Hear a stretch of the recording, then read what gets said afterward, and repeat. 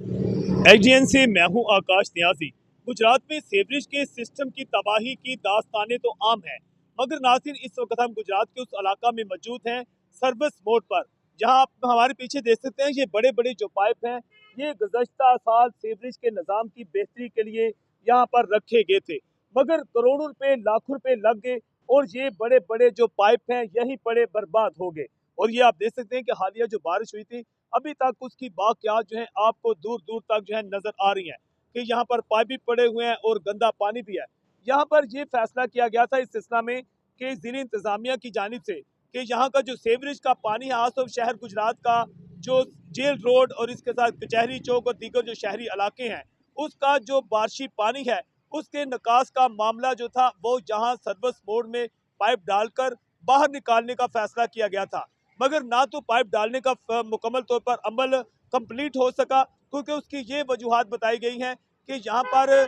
जो खास तौर पर शादमान कॉलोनी के करीब पाइप डाले गए थे, तो वो सीवरेज का पानी जो था इतना ज्यादा नालों के अंदर छोटे पाइप डाले गए और वो पानी लोगों के घरों तक दाखिल होना शुरू होगा। जेर जमीन जो पानी था वहाँ जो लोगों के मसाइल पैदा हुए, जिसके बायस वहाँ काम रोक दिया गया था। अब जो है क्योंकि चौधरी शुजात हुसैन के दोनों बेटे जो हैं उनकी जानिब से दावा किया गया है कि वो शहर गुजरात का सीवरेज का जो मसला है ये इसे हर सूरत हाल करवाएंगे और इसके लिए जो है इंटरनेशनल मेयार की कंपनी के साथ कोई मुआहदा भी किया जाएगा। मगर हालिया बारिशों के दौरान शहर गुजरात मुकम्मल तौर पर डूबा रहा, जिसके बायस लोग इंतहाई परेशान रहे और एक पूरा दिन बल्कि 24 से 36 घंटे लोग जो है मुकैयद होकर अपने घरों और दफातर तक महदूद रहे और कई घरों से अभी तक बारिशी पानी जो है कई इलाकों से ना निकल सका है। एचडीएन से मैं हूं आकाश नियाज़।